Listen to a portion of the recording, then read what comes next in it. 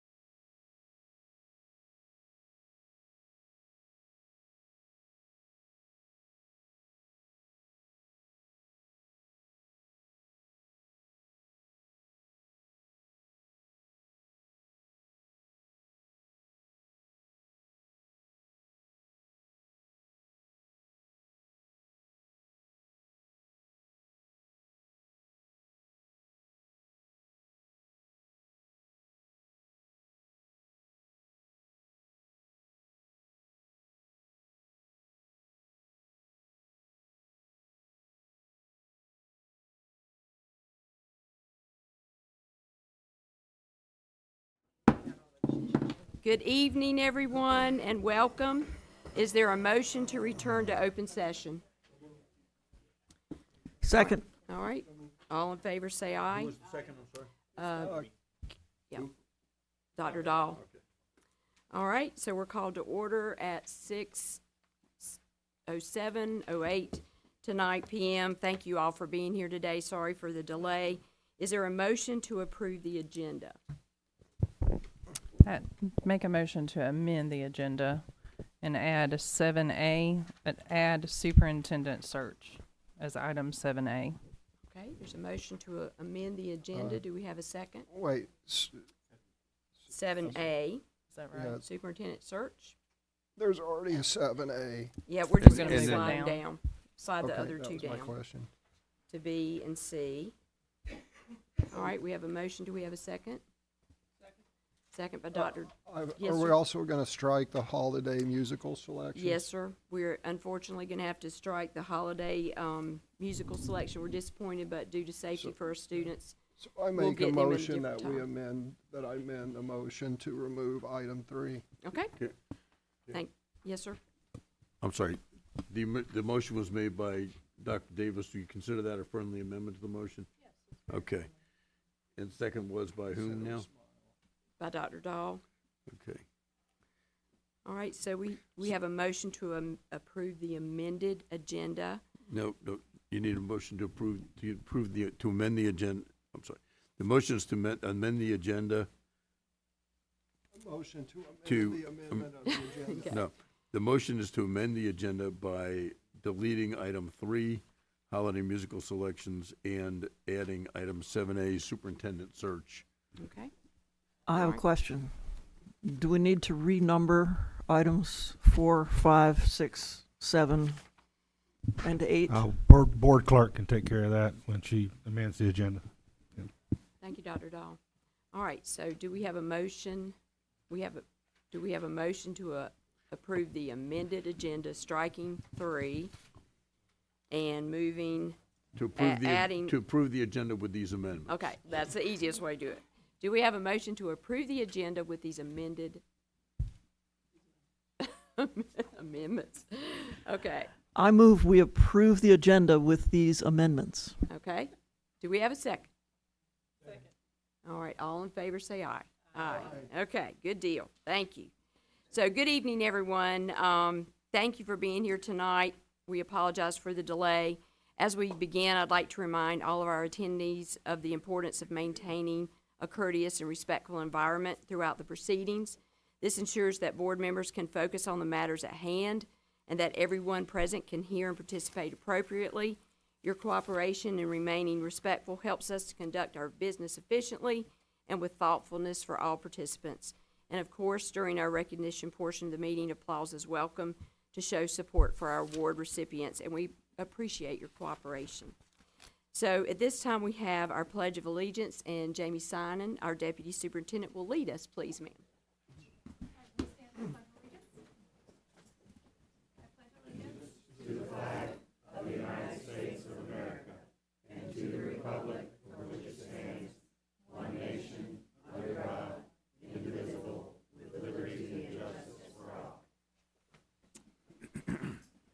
Thank you very much. We have a moment of silence, and Vice Chair Davis. Thank you. If you will all join me in a moment of silence, please.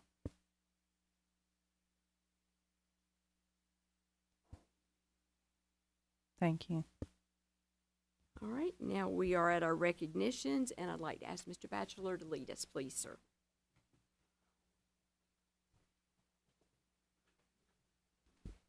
Thank you, Board Chair, Dr. Calcutt.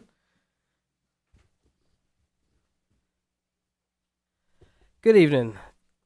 We are excited to celebrate several outstanding accomplishments throughout our district here tonight. Would Principal McNeil from Pinehurst Elementary School please join our board members at the front?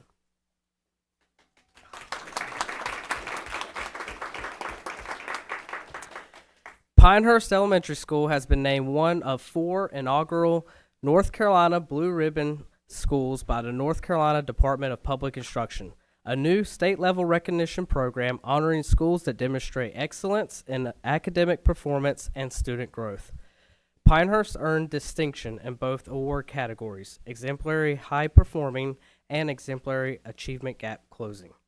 This recognition reflects the school's innovative instructional practices, commitment to the whole child, and the strong community partnerships that elevate student learning. We are incredibly proud of Pinehurst Elementary and congratulate Principal McNeil, the staff, students, and families on this significant achievement. Would Principal Ciccone, if she's in attendance, along with Pinehurst families, staff, and students, please stand as we celebrate this recognition.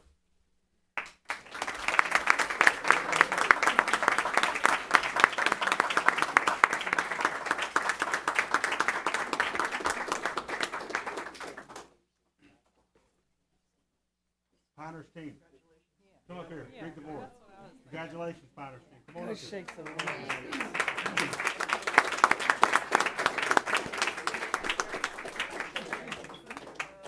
Let's get a picture of the whole team. Yeah. Amy, let's get a picture of everybody. Congratulations. Awesome job.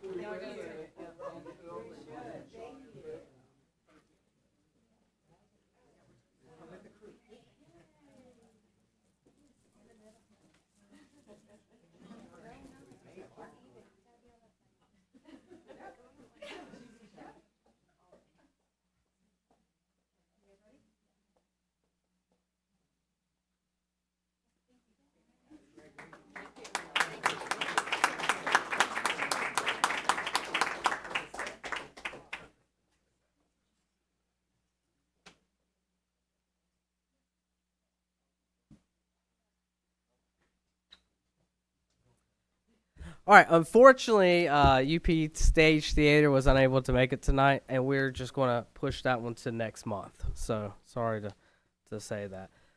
And following that one, we also have Madeline Dorsch, a cross-country champion. She was unable to make it tonight, but I'm going to go ahead and read her recognition, and Principal McLean will present her certificate on behalf of the Board of Education.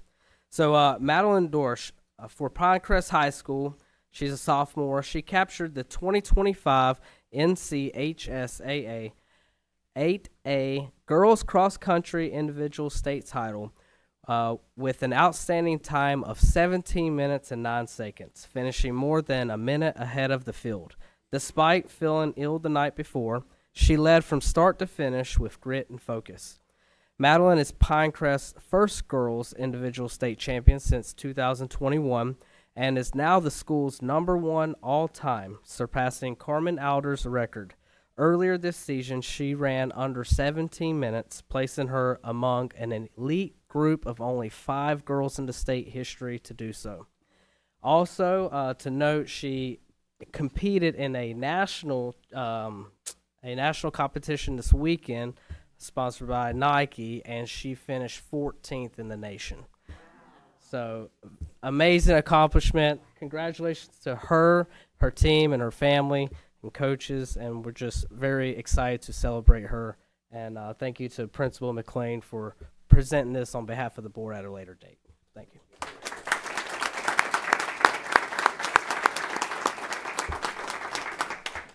And finally, if our Pinecrest girls golf team will come on up, we will also celebrate their accomplishment. So unfortunately, we're missing a few team members. Last minute cancellation.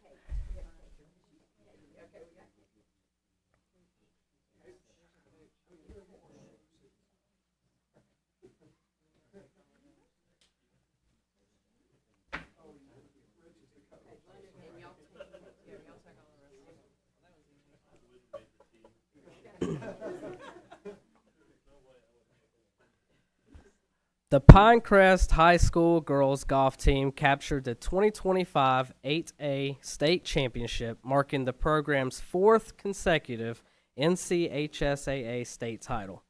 Senior Rachel Joyce claimed the individual championship with a score of 73, followed by sophomore Ashley Lee in second with a 74, and freshman Ira Joshi in third with a 76. London Fitzgerald and Katie Grantham also play key roles in the team's success, while Charlotte Schroen was recognized with the NCHSAA Sportsmanship Award. The Patriots finished with an impressive team score of 223, an astounding 21 strokes ahead of second place Northwest Guilford. Congratulations to the Lady Patriots, and also up here, Katie. She is a senior and part of the 4-time state champions. So congratulations, Katie.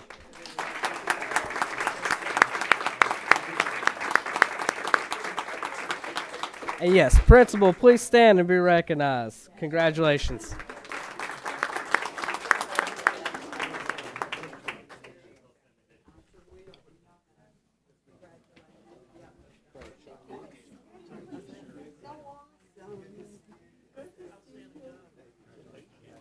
Hey, congratulations. I'll see you in the spring, right?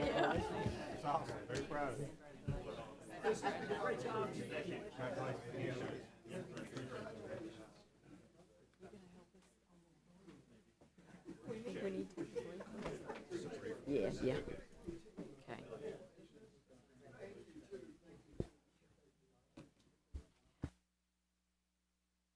We'll take a 5-minute recess to allow guests to mingle and congratulate each other. We'll be back at 6:27.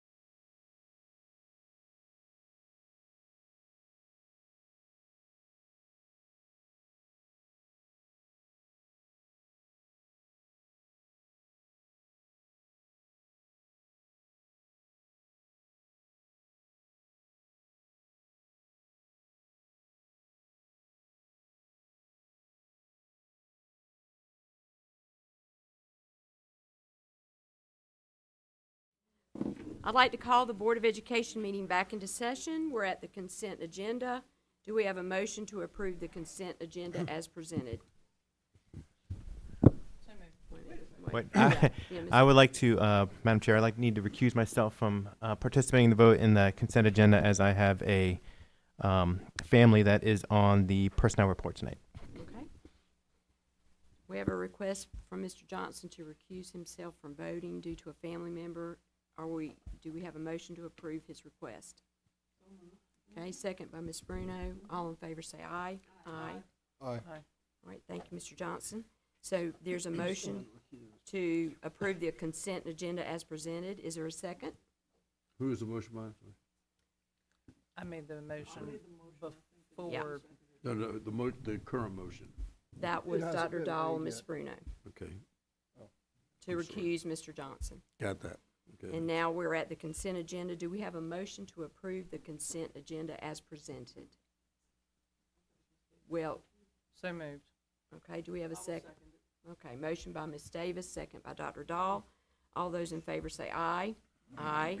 Any opposed? Nay. Motion passes, 5-2 with Hensley. 4-2. I'm sorry, 5-1. 4-2. Who are the nay votes? Me and Pauline. Okay, thank And you. Steve is Got it. recused, so that's 4 So 4-2. Okay. All right, so motion carries. We're at consent agenda, excuse me, we're at public address, and Ms. Davis, do we have any speakers tonight? Yes, we have 4 speakers tonight. I'll just go ahead and call everybody's name, and you could come up to your podium, or excuse me, the podium in order. Jim Peterson, Sherry Locklear, Murphy McNeil, and Aaron Honey. And as you come, you'll start speaking, and Mr. Batchelor will start the time with your voice. Ready? Okay. First, I want to say I know you're all have impeccable integrity and beyond reproach, all of you up here. But I've been watching the past couple months and decisions lately. It makes it's giving people the citizens' perception that there's already been predetermined decisions, and right now the meetings are just for show because the decisions aren't made and not going to listen to anybody anyway. And I'm going to say anything that even gives the appearance of less transparency and more secrecy, it's just bad policy to have. It's just not good policy. And then you're going to cause taxpayers and citizens to wonder what kind of backroom deals are being made or bribes are being paid. I'm not saying there is, but it can make people wonder that when there's not being a lot of transparency and not listening to the public. Not wanting to hear from the taxpayers, it's just bad policy. Makes people feel like we're going to do what we want, we're going to spend your money and shut up. We're going to do it anyway, no matter what. And that's pretty much all I have to say right there. And then another thing I want to hit on is right at the bottom, I'm hearing a lot of talk about it, but the bottom line is 13 schools are unprotected. We need less talk, more action. Something needs to be done fast, done now. Kids need to be protected, especially this day and age. Thank you.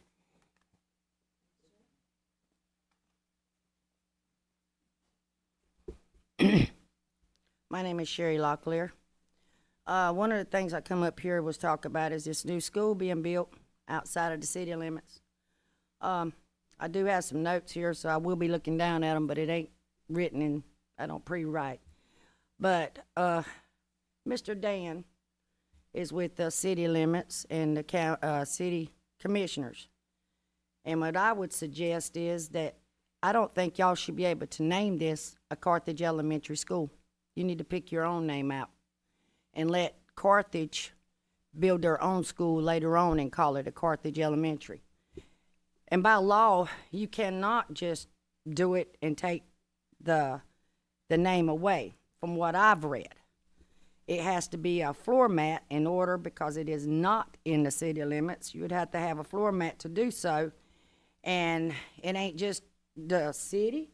It's not just the county commissioners. It's not just the school board. It's all stockholders, which includes parents, taxpayers, and historic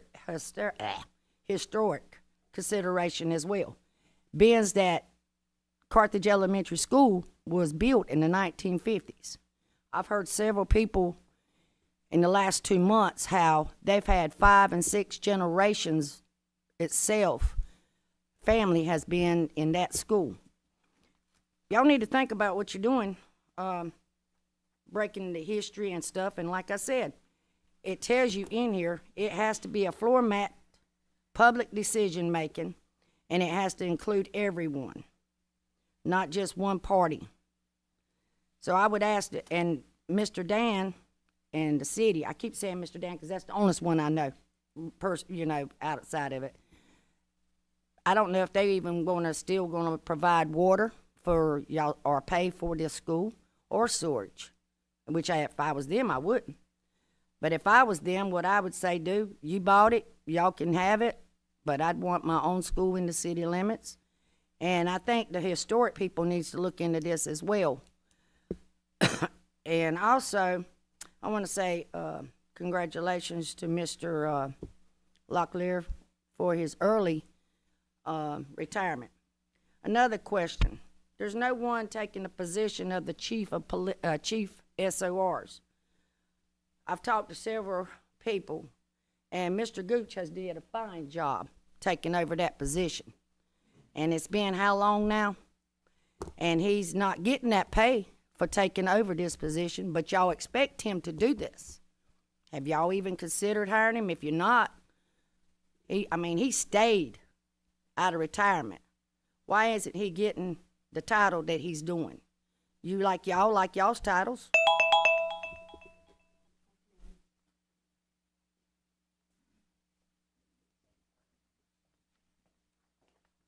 Hey, good evening.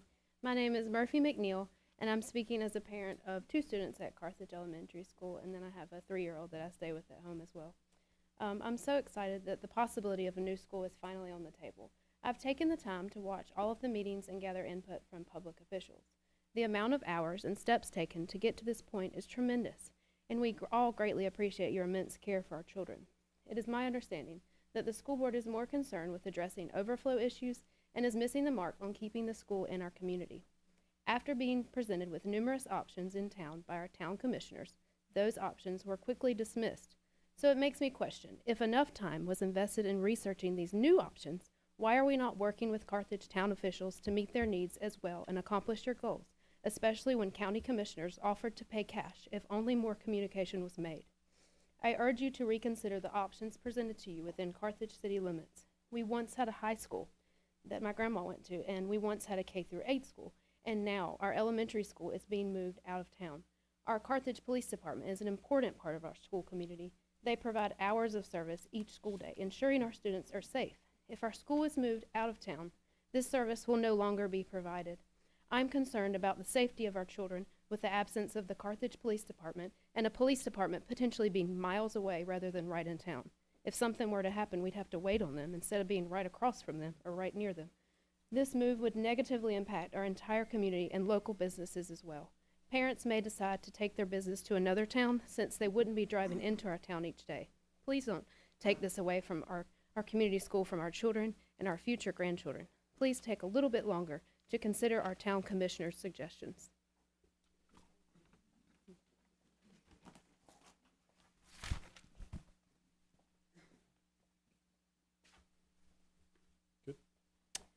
Good evening, members of the Moore County Board of Education. My name is Aaron Honey, and I'm here tonight to once again urge you to listen to the citizens of Moore County and not to move forward with the development of the vast Carthage Road parcel for the new Carthage Elementary School. My opposition is not to building a school. Everyone in this room agrees that a modern, well-designed elementary school is needed. My concern is that the vast Carthage Road parcel is simply not the right location, and the process that has brought us here has overlooked better, more responsible alternatives. First, the board has repeatedly justified the vast Carthage Road site as necessary to relieve projected overcrowding at Vast Lakeview and Sandhills Farm Life. But that rationale completely ignores one critical fact. Cameron Elementary School is currently under-enrolled and can absorb approximately 150 students time now.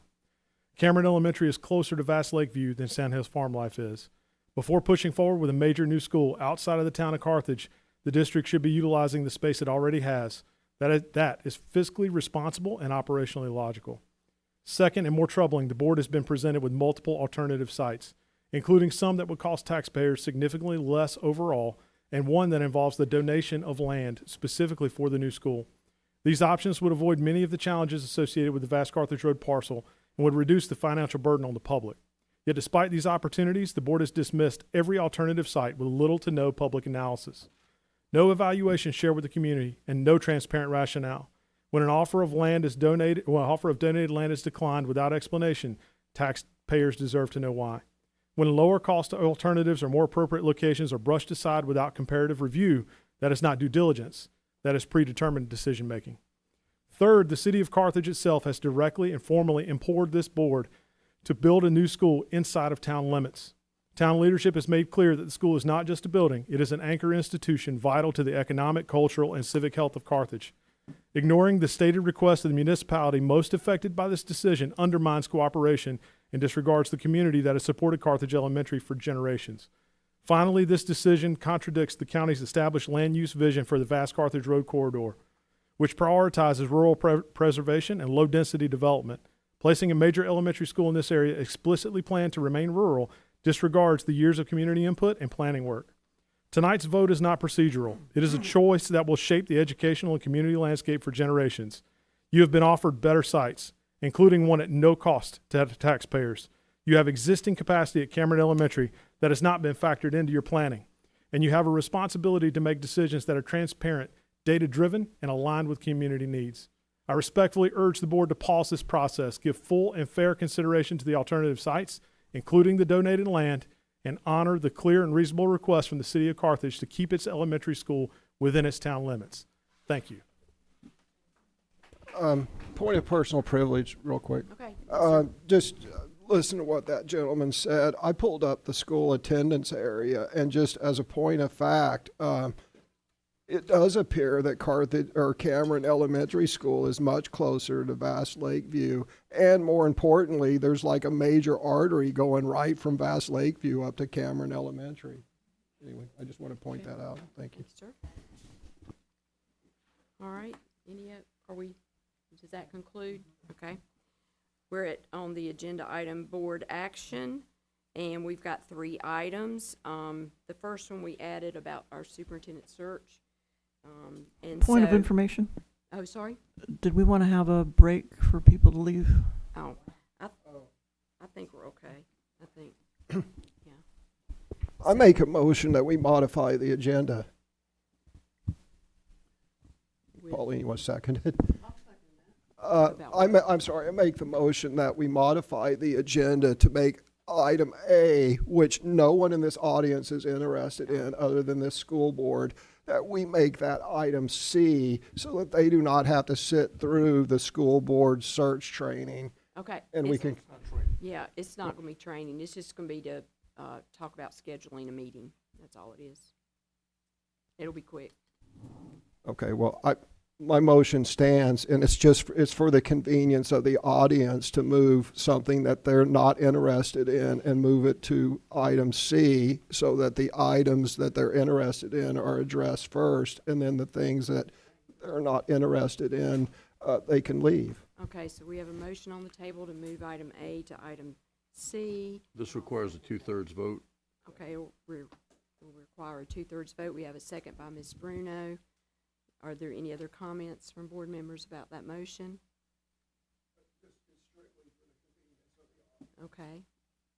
All in favor of the motion, say aye. Aye. Any opposed? No. Okay, it passed 6-1. All right, so we'll move that down to C. So we're at item A. We'll make that second reading of new and revised policies. So if you'll let me pull that up, Dr. Locklear. Yes, ma'am. Presented last week, and there was a considerable discussion on both of these policy changes that came out of committee. I'll see if committee chair, Ms. Davis, wants to share anything additional about this, but we're happy to answer any additional questions that the board may have about what changes are there, but I'm sure the board wants to have some additional discussion. Ms. Davis?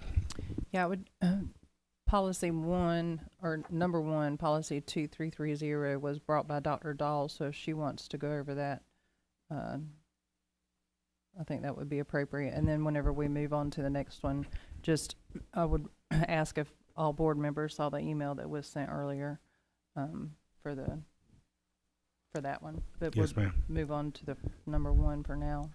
Charlie, would you please pull up the policies, and then the first one, please. Thank you.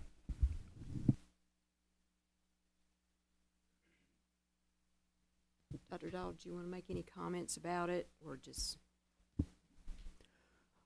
Well, I feel I explained this rather thoroughly last week. The purpose of this is to streamline the meeting. It's informed by what is done in, my understanding is most school boards around the state. They normally give things serious discussion once and then keep them on the consent agenda with some flexibility to remove them, particularly if the public shows a great deal of interest.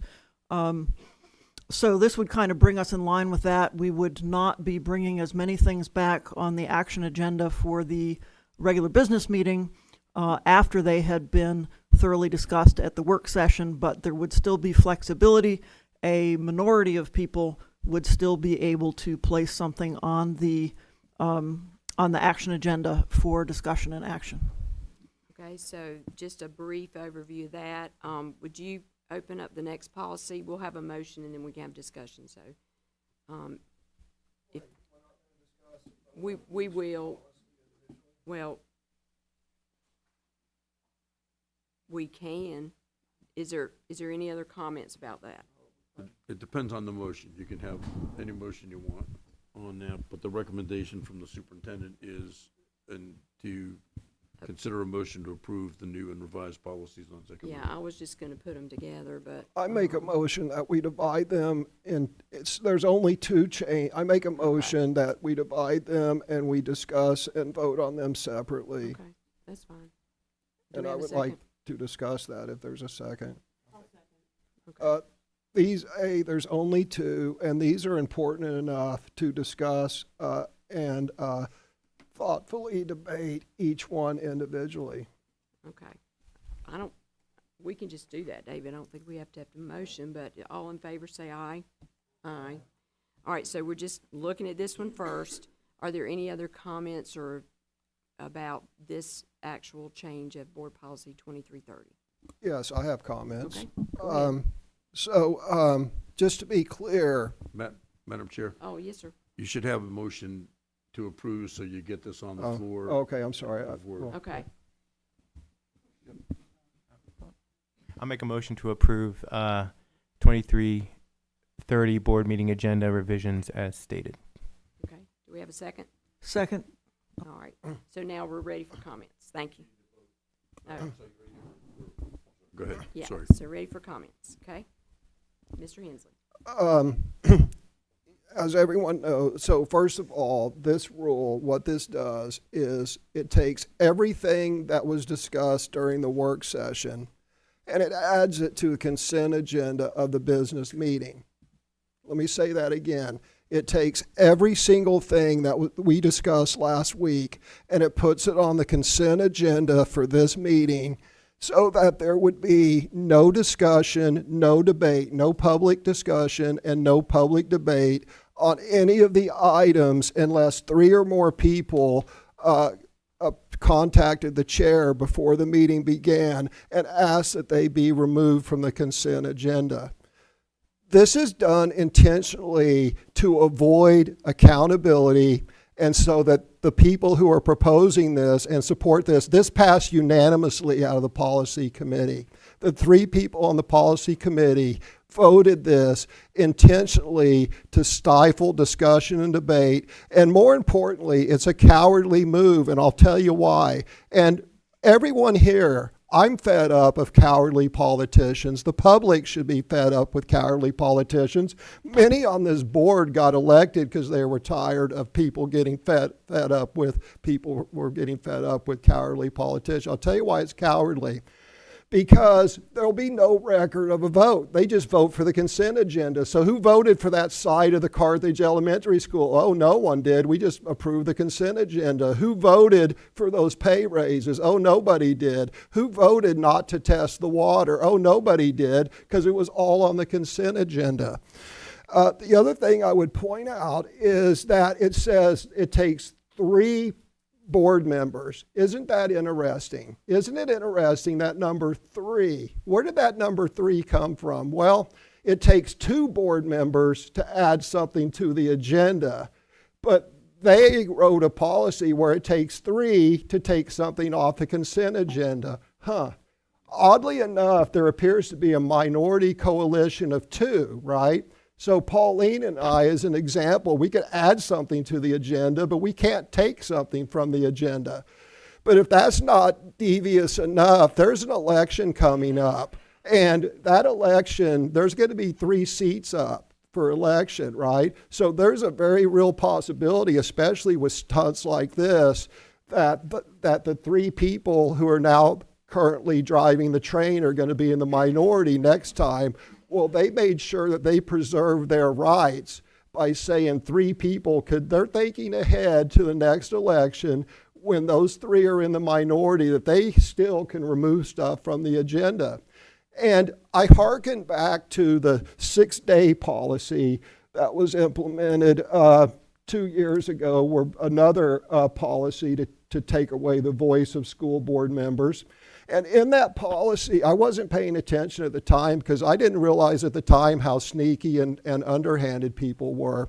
But it said that in order for a school board member to submit something to show up there on the overhead, that has to be submitted 6 working days before the school board meeting. And I remember thinking, wow, 6 working days, that's really strange. And it took me a year to figure it out. But between the time the agenda's published for a work session on Friday before a business meeting, there's not 6 work days. There's 5.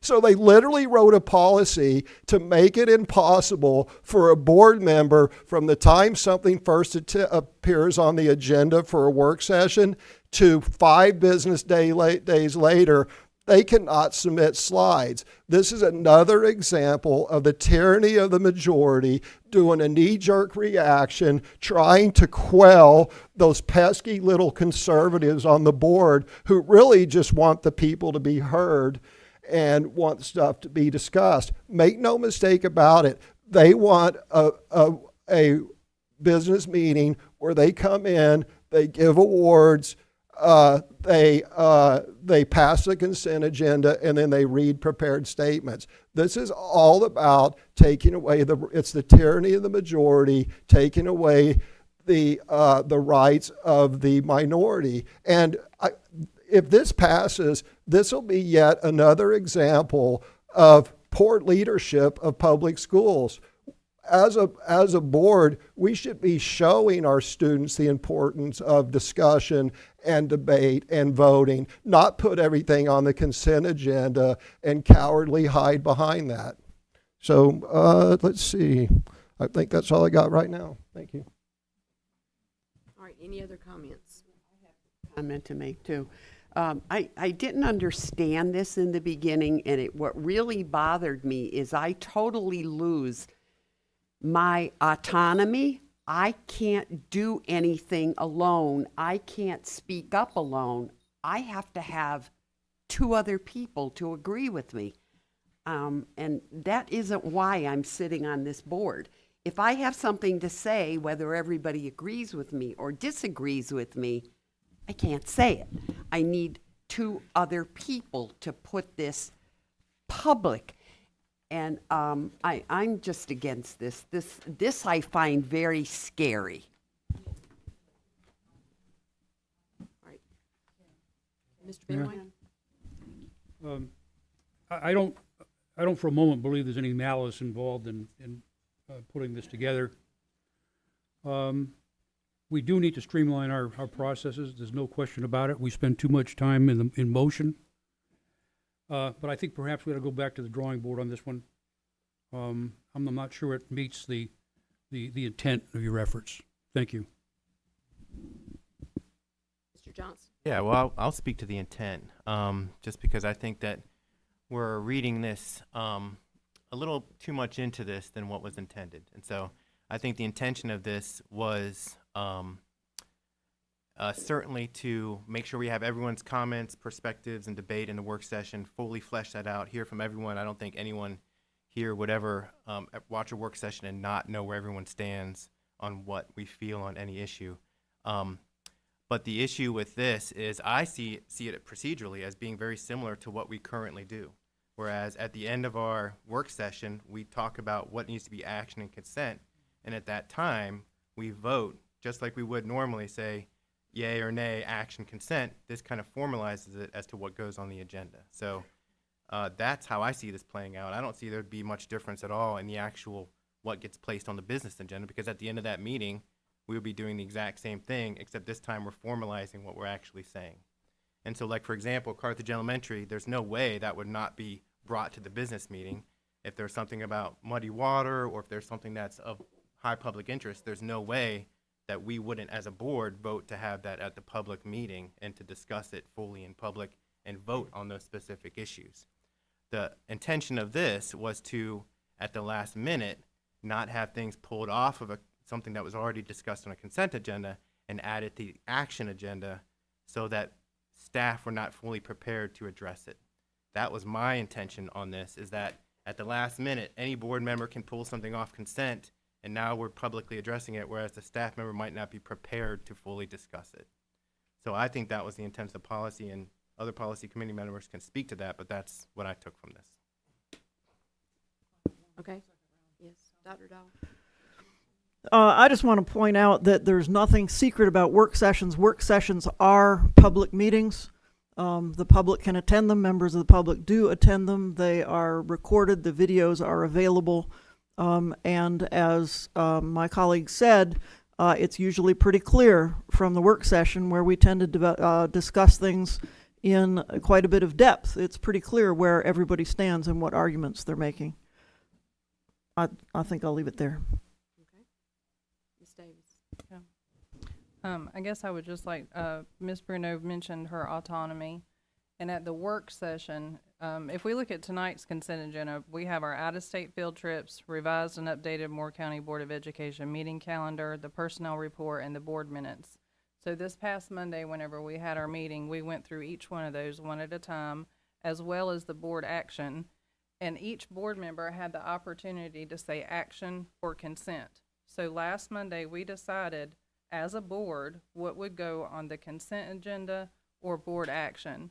And as Mr. Johnson said, we don't want to change that during the middle of the week.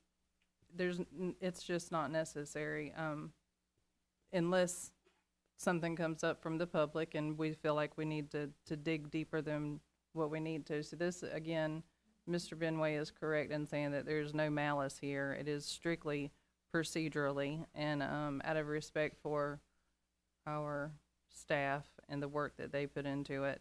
And as far as Mr. Hensley bringing up about the 6-day presentations, that board members can bring anything as a presentation to the meeting, but our superintendent and our staff need to be able to do the proper research to make sure that they're prepared as well. And that's just as a respect to the time that they have. So Ms. Bruno, any member is able to put something on board action from the beginning of or the end of our work session at any time. So it's complicated unless you're in it all the time and you don't realize that there's always an opportunity for board members to move things around. Yeah, I just don't want to belabor the points other than to say that we follow protocols and procedures that are above reproach. We do our very best to make sure that our public understands and has all the information. In fact, we go above and beyond with our work sessions, and they can last up to 5 or 6 hours. So we talk and we communicate, and this is really an effort from our policy committee to streamline our business meetings and to make sure that it's not just a spur-of-the-moment decision causing an interruption of moving something from the consent to a board action. So I appreciate the work of the policy committee. All right, is there any other comments? Okay, yes, sir. So I just jotted things down as people spoke. So one thing I want to point out, if you want something bad, that's how you get it. If you get a hurry to write policy, then you get bad policy. I just pointed out an inconsistency. This policy says 3 days to remove something from the consent agenda. It only takes three people to remove something from the consent agenda. It only takes 2 people to add something to the consent agenda. So right there is an inconsistency between the policies. If you're going to have 3 people to remove something from consent agenda, you should have 3 people to add something to the agenda. Using my example earlier, Pauline will just add it to the agenda, and we can certainly do that. So again, rushing into policy. Number 2, this is a point. Robert's Rules has been in existence for 100+ years, and it has all the tools that you need. You know, everybody says, gosh, one person can take something off the consent agenda and sit there and ramble on. Yeah, there's tools, and that's called calling the questions. Robert's Rules, if you thoroughly understand it, it has all those balances and counterbalances and stuff like that.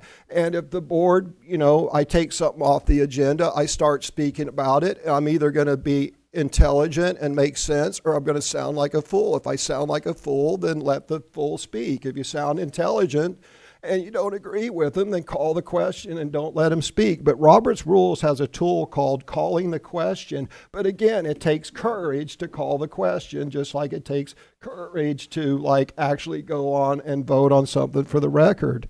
A couple people said, no way, something's going, wait, I'm sorry, these notes don't make sense. I'm sorry, let me move on.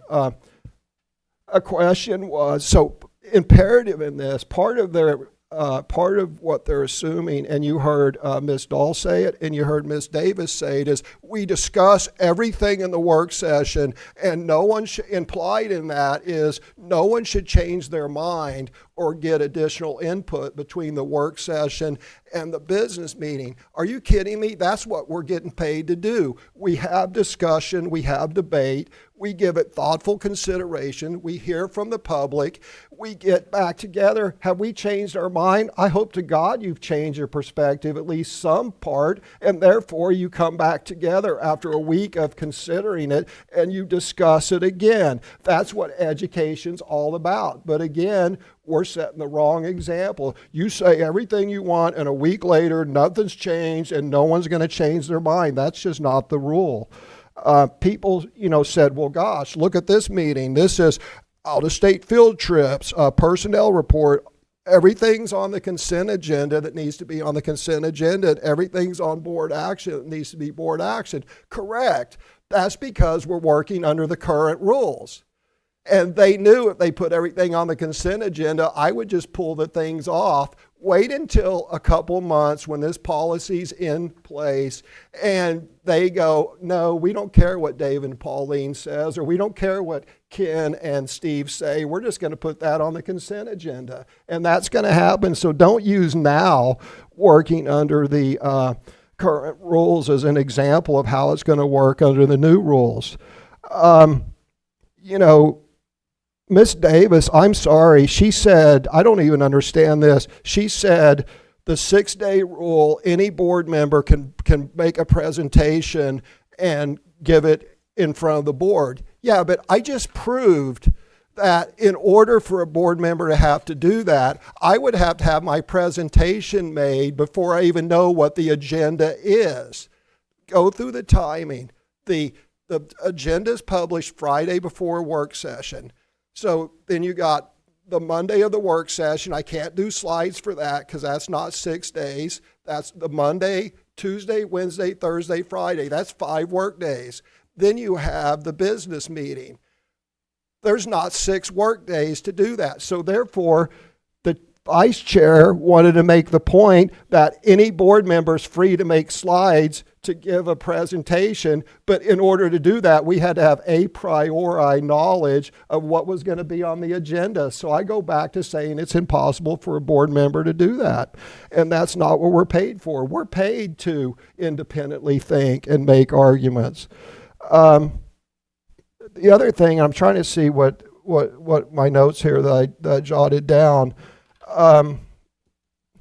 I don't know. I'm not sure what it says. So anyway, that's my point. Oh, and my last point is, several board members have led with, this is not malice. Look, if someone leads with, this is not X, then it's X. This is 100% policy made by the tyranny of the majority because they don't even want to entertain a minority position.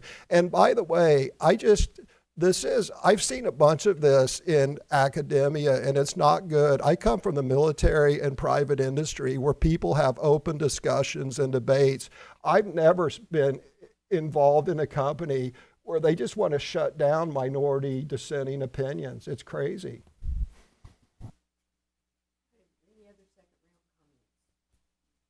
Sorry, are there any other second round comments? Okay.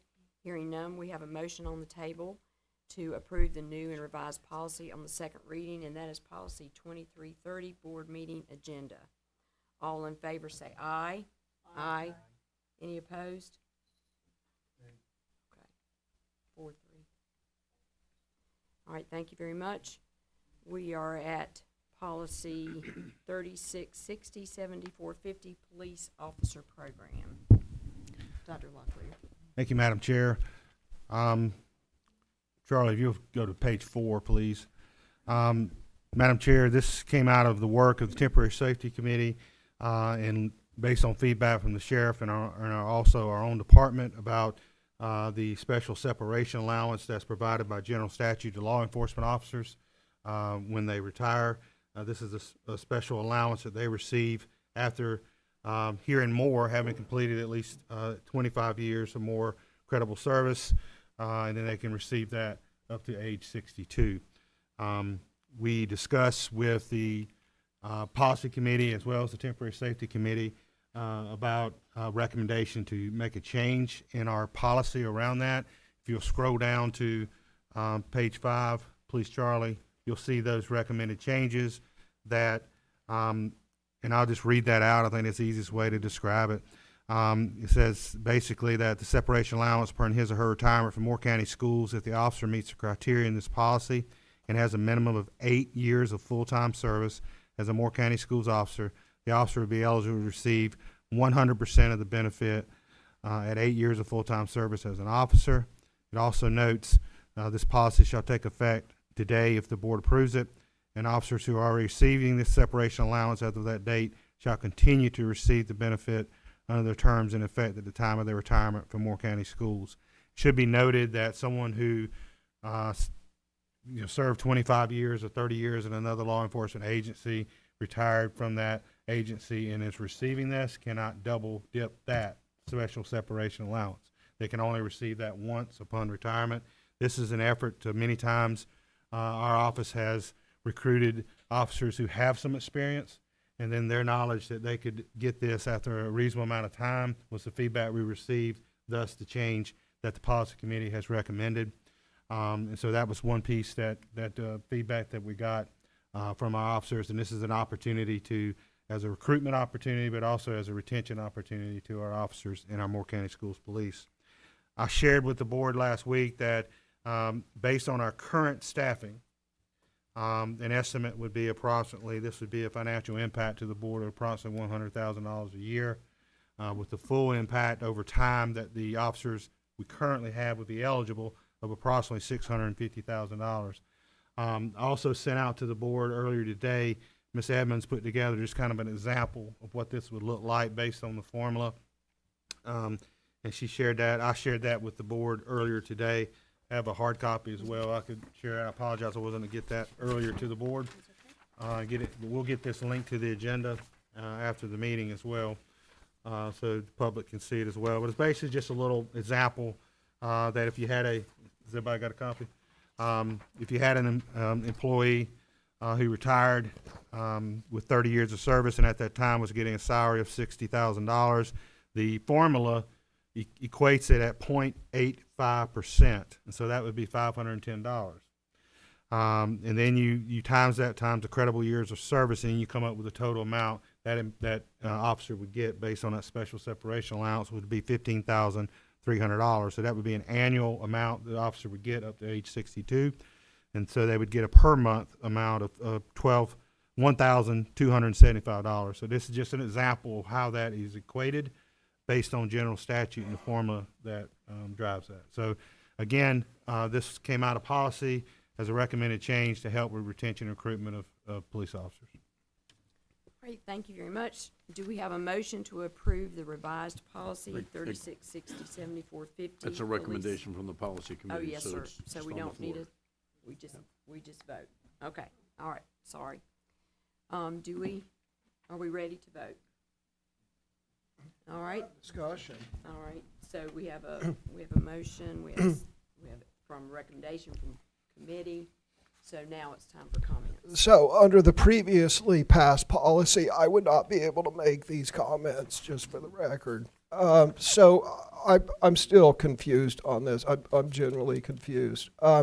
So per this formula that we have in front of us, the officer gets 0.85% times the number of years, right? Is that? 0.85% of the salary, then that's a number that's times credible years of Right. service. So and for then- example, if someone works for us for 10 years and they worked with no other agency, then they would get 8.5% of their salary until they turn 62. Yes, sir.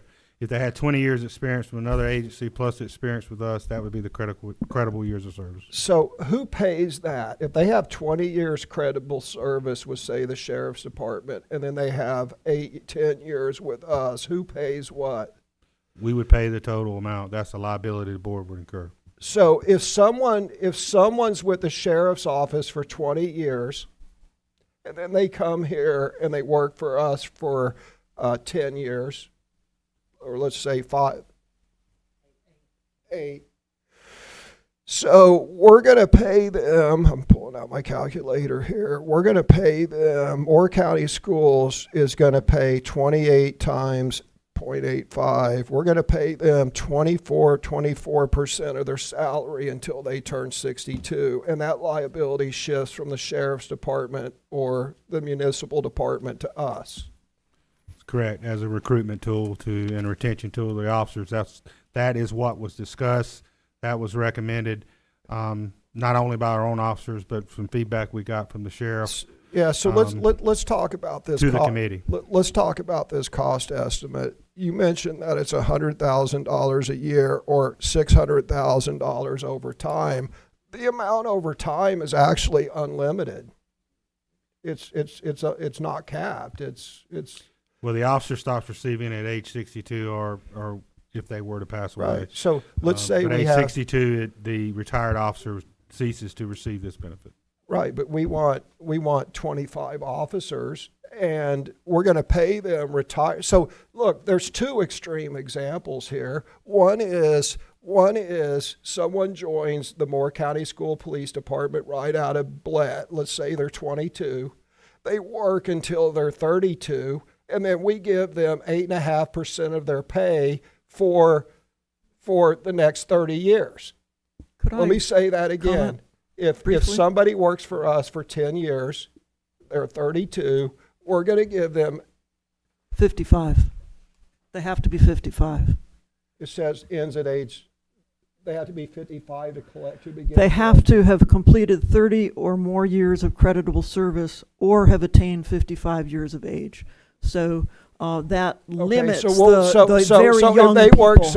So if they work for us, thank you for. I'm trying to understand. So they work for us from the time they're 22 to 32. When they reach 55, they could go work somewhere else. And then I actually think this encourages officers to leave us, because they can leave us after 10 years and get 100% of their retainer pay and go work for another department.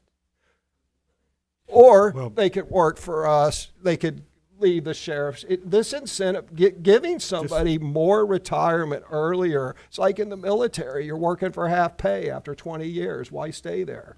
Well, just one point of clarification. Yeah. One challenge our department has is we can't hire officers out of BL. Well, okay, they have to have law 1 year, enforcement training. they have to have 1 year They have to be experience. a fully Okay. certified officer. So Right. this is part So of we this. hire them at 23 until 33. Well, so part we of this slide was back. to encourage officers who have had experience in another department. Part of this, I think, is a recruitment tool, because often we have to hire officers who have experience in other departments. So I think that was part of the feedback the committee received, part of why tried to land at a reasonable place with a recommendation to the committee. But if they were to work, let's say they did that, they never, either way, they can only get this special separation allowance from one agency. So they left us, and then they worked for another agency. Then the and- agency absorbs the And then liability. and they would Okay, absorb the liability right, of those okay, credible sure. years of Yeah, service. that's a good point. I just see this as an unlimited liability, and I don't buy off as using it as a recruiting tool. I just don't. We've given 10% back-to-back pay raises in addition to whatever the state did, and throwing money at the problem and expecting a different result. And this is an unlimited liability. I can calculate the other stuff, but I'm not sure, how big this is going to be. Any other comments? All right, hearing none, we're ready to vote. All right, so the motion is to approve the revised policy 3660, 7450 police officer program. All in favor say aye. Aye. Any opposed? Okay, that was 6-1.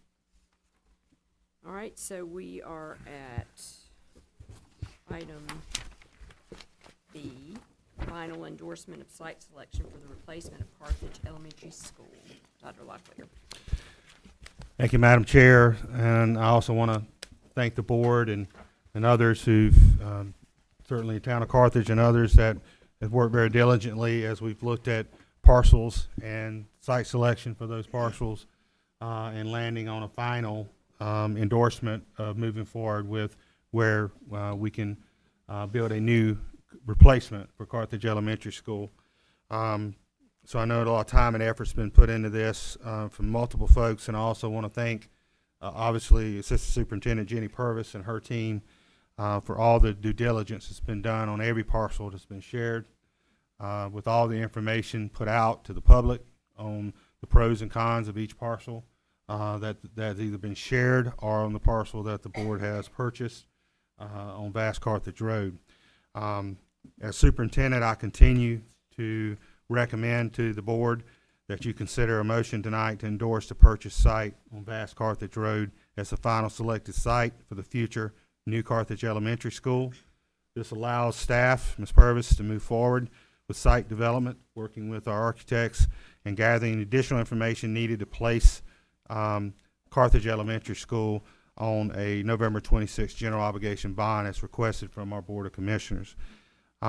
I would say even if we didn't have that timeline for the bond, I would be in the same spot and would be recommending the same thing to you as a board.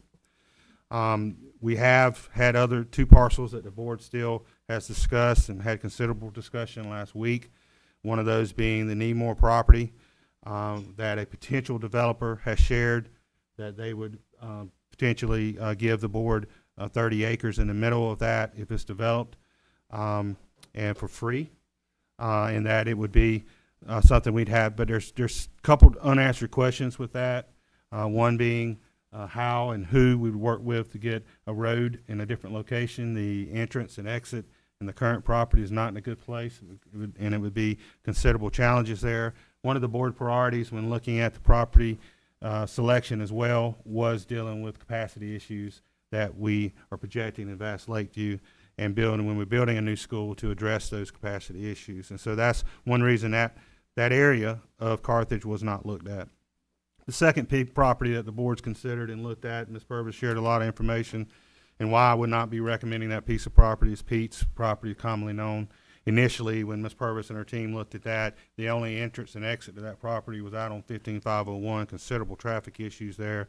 We now have found out there's potential, and Ms. Purvis will share a little information about what information we do have with some parcels that we might be able to come in and out of on Vast Carthage Road. which obviously is more desirable than 501. But the Pete's property does have considerable challenges with it. It has considerable wetlands on the property. It also has power lines on the property. And the purchase of that would still need to be negotiated. The price of moving or burying power lines would be significant.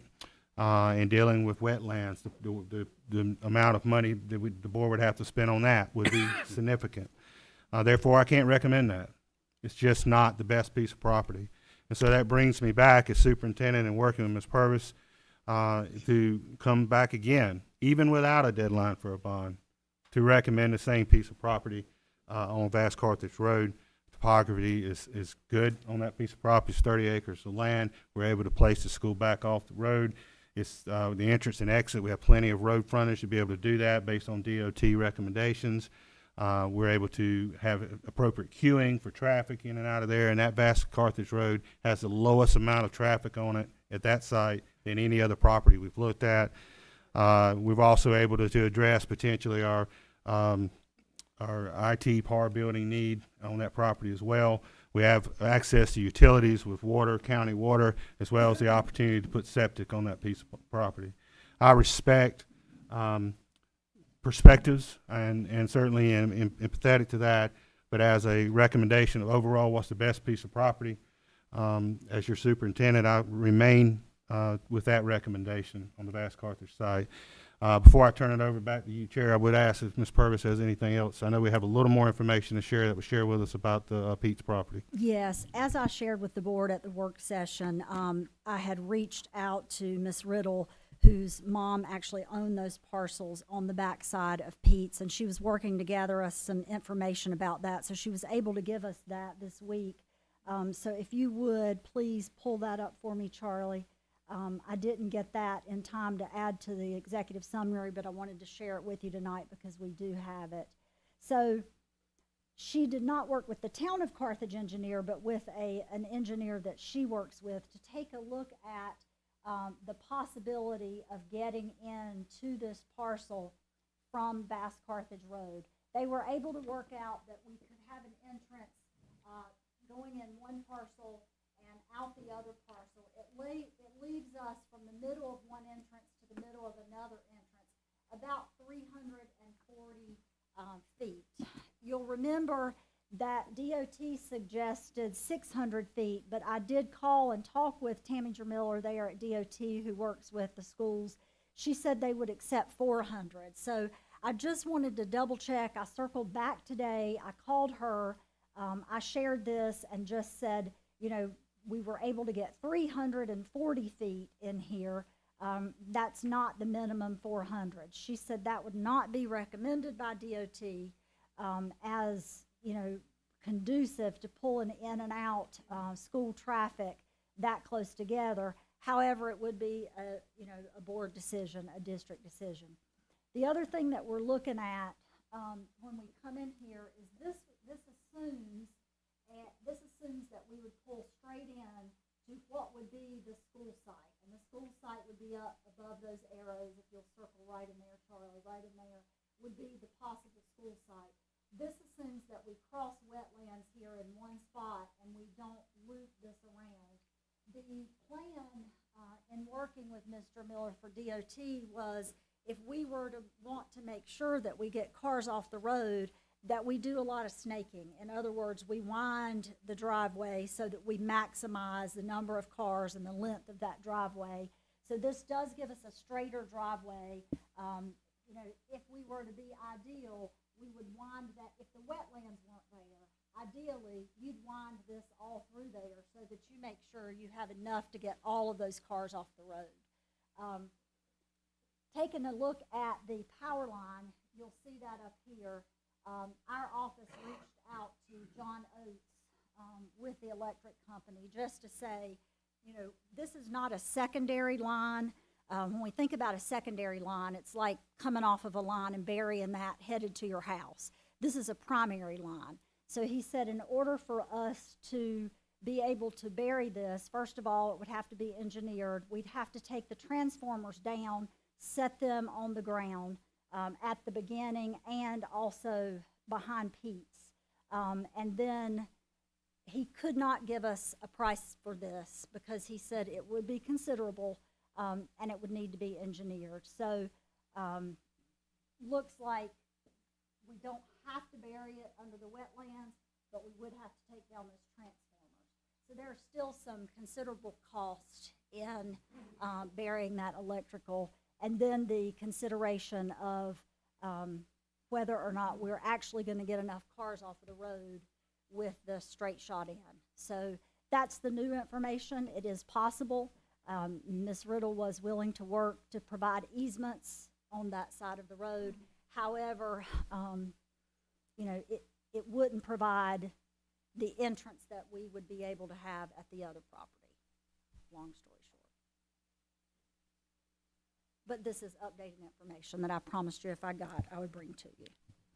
Thank you, Ms. Purvis. Yes, sir. That's all we have to share, unless we're happy to answer questions. I have a question for Ms. Purvis while she's Yes, sir. here. Ms. Purvis, a gentleman, Oh, could we get the motion well, first? I have a follow-up question for what she presented, but Let's go ahead and get the motion, then we won't have to hesitate, if that's all right, Mr. Hensley.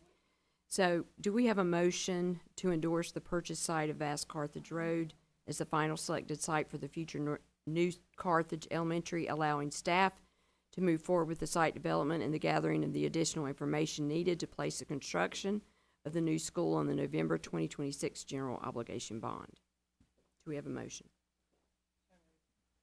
Do we have a second? Okay, now let's have comments. Mr. Hensley? Yes, sir.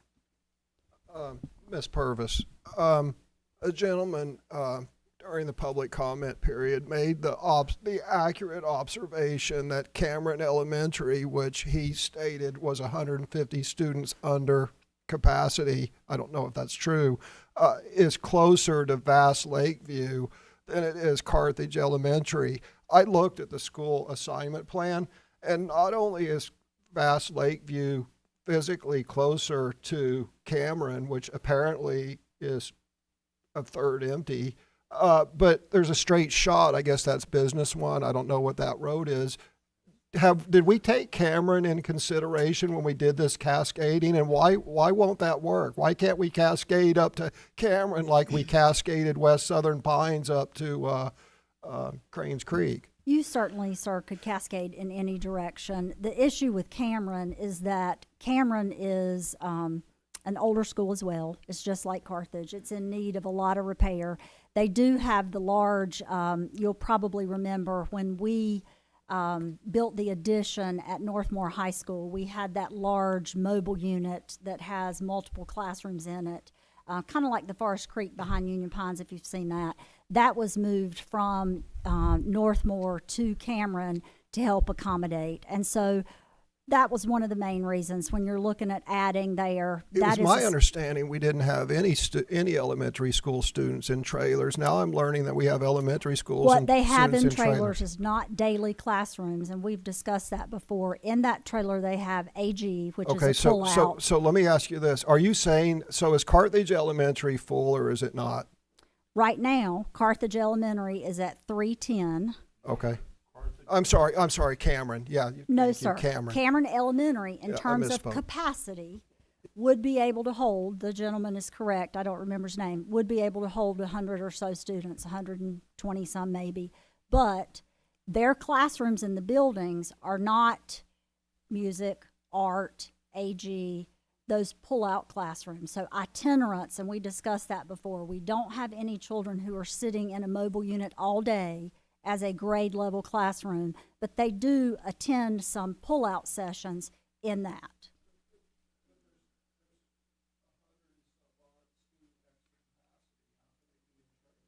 Well, you're talking There's about 110. when you're looking at small schools, you also are going to have smaller class sizes. And so when we think about like High Falls Elementary, there's that every classroom there is filled. However, we could put more children in a class. Right. So why can't we cascade Vast Lakeview up to could, Cameron? and that's what I'm Because saying. a You very certainly important could, part, in any a very direction. important, can we pull up the school assignment plan, please, Charlie, so everyone can see? No, A very important. That would not be the best thing to pull up. What we need to pull up, we pull up anything, it's the capacity projections on Area One, which okay, yeah. we did do a capacity projections of Area One, and it was noted that Area One overall for elementary schools is going to be over capacity, which is why we looked at when we were building Carthage Elementary School to address that issue. Yeah, it's just important because cascading was an important part of this, and then we learned that there's excess capacity. Okay, I'll move on. Cameron Elementary, also, as Ms. Purvis stated, I'm not arguing. no, I'm just stating Cameron Elementary, as Ms. Purvis notes, also needs significant renovations and modernization. So that's part of the equation there too. But if we pull up anything, it would be the capacity projection. I think that would be the most informative. You can assign students anywhere. You can cascade them or assign them anywhere the board shall choose. That's your right. But I think we'd have to look at the capacity, and I'll see if I can find that, and we either can share that back with the board at a future time, or we can pull it up here in the meeting. It'd be nice to pull it up today because we're going to vote on it today. I mean, if we pull it up next week, it's too late. I can share with you, there is capacity there. There is, I remember from that ITRI chart. Yeah, it just wasn't mentioned as a course of action when we were developing this, and I never thought to look north. But the gentleman's right. Not only is it closer, there's like a road straight up there, and it's difficult to move east-west. North-south is no problem in this state or county. That's just the way the state's built, apparently. Okay, so let me get into, thank you for answering my question. Yes, sir. I'm against this, as no surprise there, and I'll tell you why. We made two promises, right? At least I did. I thought the board did. We made two promises. One is that we would look into the concerns of the citizens that were voiced a couple months ago. And the other promise that I thought we made, even if we didn't make these promises, they're kind of things we should do. So first thing is we look into the concerns of the citizens, and we give thoughtful consideration to the alternate locations that the town of Carthage provided. Thank you. And, we did a cursory glance. And here's my perspective, what happened, right? So let's look at the first thing. We said we'd look into their concerns. So we addressed what we thought their concerns were. Steve made a little matrix. We discussed what we thought the concerns were in a work session, and we addressed the concerns that we thought. And we're voting today. You know what we didn't do? We didn't have a public hearing, and we didn't have a discussion, and we didn't go back to the citizens and say, hey, here's the concerns that we addressed. Are these your concerns, and did they address them? And then they either go, yeah, you addressed them all, thank you, or they say, no, you missed this, this, and this. And we say, okay, thank you very much. And then we address them. That's addressing concerns. What addressing concerns isn't doing is sitting up here and pontificating, speculating. I mean, we took notes, we addressed 3 or 4 concerns, but there were other concerns that I think went addressed. But the bottom line is we didn't have a public hearing to see if that met their concerns. So I don't think we thoroughly looked into and addressed their concerns. Let's talk about thoughtful consideration to the alternatives. I will 100% concede everything that we know now. The current site that we own is by far the best, but that's because we had 3 work days from the time our committee met until our work session was 3 work days, maybe 4. Ms. Purvis and her team worked diligently to get everything they could, but it wasn't enough time. So we did not thoroughly consider the alternatives. And I'll tell you why we don't need to vote on this today. And I'm going to provide an alternative, what I think we should do.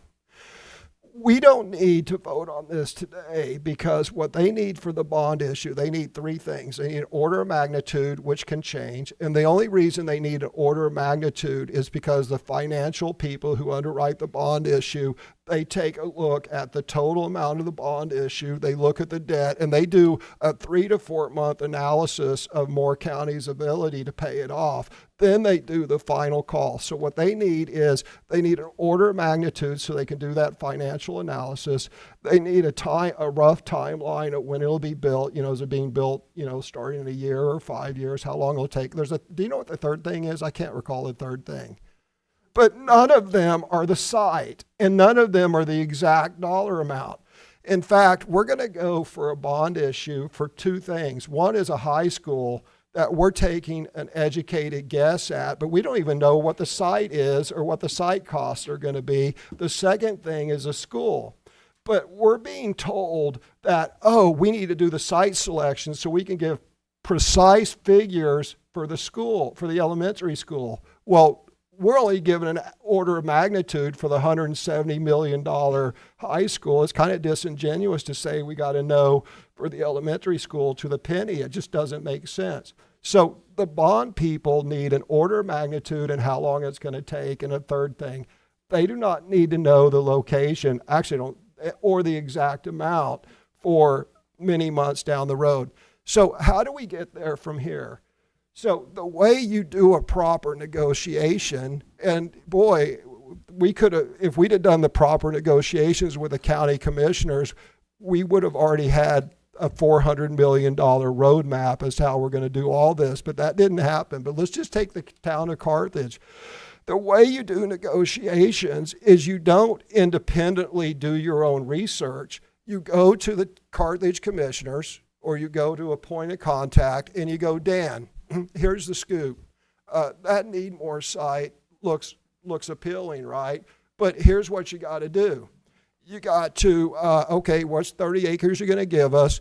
There's some confusion as to the utilities. Utilities up to the site mean up to the site, so we're not paying halfies for the pump station, right? And there has to be a road, and the road needs to connect somewhere here. So you guys have 1 month, we give them the parameters and say you've got a month or 2 weeks to come back with a proposal. And they come back in 2 weeks or 4 weeks and they say, okay, here's what we're willing to do. And then you negotiate a little bit and you say, will you put that in writing to have a contract? And then they say, sure. So the road ahead isn't a 3 work days of someone Thank you, Mr. not doing Hensley. negotiate. Thank you, that's 10 minutes. We'll get our. I make a you can have motion that I second- you can finish, have a that I be second able to round. finish what I'm Are there any saying. other comments? Yeah, I have a comment. Okay. Wait, I'm, Finish. well, second my, Well, he's I make had a 10 motion that we minutes. suspend the rules because this is an important thing and I be allowed to finish speaking. This is important. I Well, agree. 10 minutes, and then Okay. you can have a second round, so. There's a motion to we need suspend the let- rules. We need to have Madam other. Chair, there's a we need to motion have that's been another properly opinions. seconded to suspend the rules. All So right. that forces a Any vote. other comments about Mr. Hensley's motion to suspend the rules? Madam of Chair, I'm sorry Robert that G? me following Robert's rules offends you. You don't have to No, sit it's there and not look that. It's disgusting just that you're I gonna have actually. another 7 minutes. All right, we have a motion on the table. We have a second by Ms. Bruno. Any comments about this motion? Yeah, this is an important issue, and to arbitrarily set a deadline and to cut someone off. I mean, everyone else is going to sit there like a Any suggestions? like Well, a I'm not. I dog have on the stuff to say. Any suggestions? Point of inquiry is, does this require a 2/3 majority? Yeah, suspending the rules requires a 2/3 majority. So you can vote to shut Hensley up, just like your No, other you'll have policy another did. 7 minutes and after everybody else has a chance. So, Ms. Bruno, would you like, Yes, I would like to speak too. we have a motion on the table. Are we I gonna? don't hear any comments. No. So let's make a vote. Do we approve, Mr. Hensley's motion? All in favor, say aye. Aye. Aye. All right, all opposed, nay. It passes 4-3. All right, Mr. Hensley, continue. It passed. It It passed. passed. It was 4. It was me, Steve, Ken, and Pauline, and nays were Miss Dahl, Miss. 2/3 would be All 5 right, people. let's call for a show of hands, please. You're All right, in it favor, failed. You're right, all in it was favor. 2-3. all in favor, say aye. Aye. And Aye. raise your hands, please. Okay. Opposed? Raise your hands. Okay. Motion It fails, passes. it had to be a 2/3 majority. Okay, so that did fail, Mr. Schwartz. Yes. Okay. All right, so, Ms. Bruno, it's your turn. 10 Okay. minutes. I also disagree with this site. I have a lot of reasons. I understand that Carthage needs a new school, but I really don't like the way the whole process went for this. First of all, we have certain members of this board who have insulted our county commissioners outright. We have certain members of this board who have insulted our Carthage commissioners. I don't believe that you go around insulting the people that feed us. You don't bite the hand that feeds us, and I think that Moore County Schools is going to pay for this. Would you elaborate? Would I elaborate? Yes. Yes. How do you want me to elaborate? Who are you talking about? I'm talking about our chair and our vice chair. Both of them insulted our Board of Commissioners and the Board of Carthage Commissioners. Okay.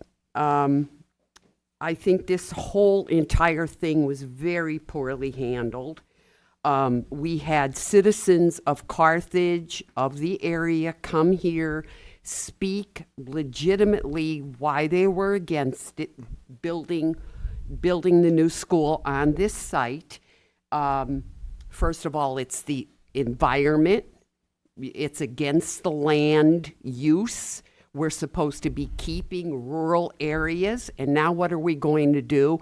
We're going to deforest the whole thing. We're going to ruin the farms around it. You know that if you build a school, you're going to have all kinds of development around it. This isn't fair to the people in Carthage. This might be the best site in the whole world. People of Carthage come first. If they don't want it there, then it shouldn't be there. When we built the school in Pinehurst, the Pinehurst Elementary, didn't we use the same site, build a temporary school, trailers, and then rebuild it in the same site? Because that's what the people wanted. And this whole argument about it's a county school, it's not a Carthage school. Come on, this is a Carthage school. I don't care where you're going to import children from. This is a little school of Carthage. So I am really, really against doing this. Also, the people of Carthage came here to the board. They asked the board, please do not build the school in this area. They had all very legitimate reasons not to do it. The very next day, I get a text. We bought the property. Why would you go against the people who are paying taxes to build this school? You just don't do that. You don't go against the people of this community. Even if I disagreed wholeheartedly with what the people wanted, you put me in this seat and I'll be darned, I'm going to listen to you for every single thing that you want. Even if I strongly, strongly disagree with you, then I would be the person who is wrong and you're the person who is right. And that's the problem with this whole country today, is we have a bureaucracy of people who are not listening to we, the people. I'm very much against this. Very much. I think that there are a million other sites, like Mr. Hensley said. We could certainly work with the Carthage commissioners. They're sitting right here.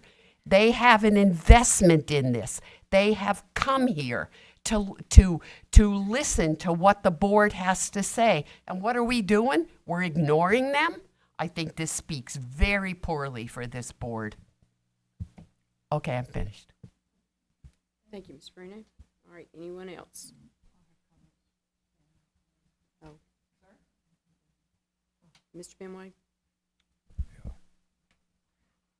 First, I've got a question. What is the time, the cascade time range we're talking about? We're expected to go out of capacity in 2032. By the time we finish the new school, if it goes to bond, then we're looking at a 2028 move-in. Possibly January of 29, so you're looking at a few years after Carthage opens. Thank you. Okay, second round. Oh, I'm so sorry. I got distracted. Mr. Benway, keep going. Yeah. Keep going, Mr. Benway. Sorry for the interruption. I need to point out that this is a school funded by the citizens of Moore County in the entirety. We appreciate what Carthage contributes, absolutely, we recognize that, but this is a whole of county issue, if you will.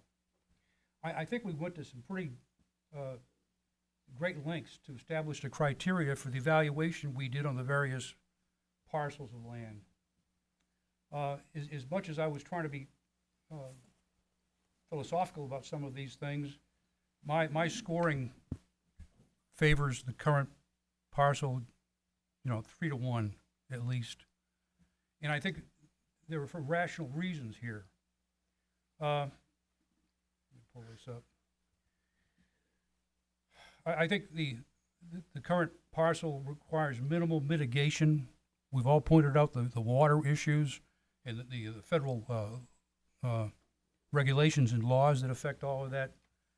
We've got the possibility of splitting an established community there in the Needmore area, a road down the middle of it that can't be expanded unless you move those houses.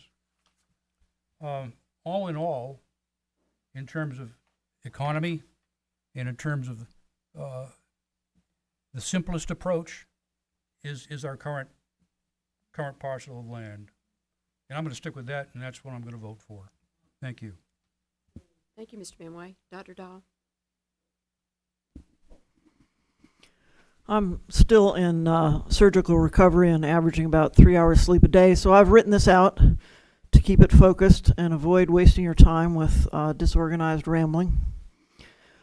We respect the concerns of the neighbors. From our point of view, we would expect to encounter resistance from neighbors anywhere we build.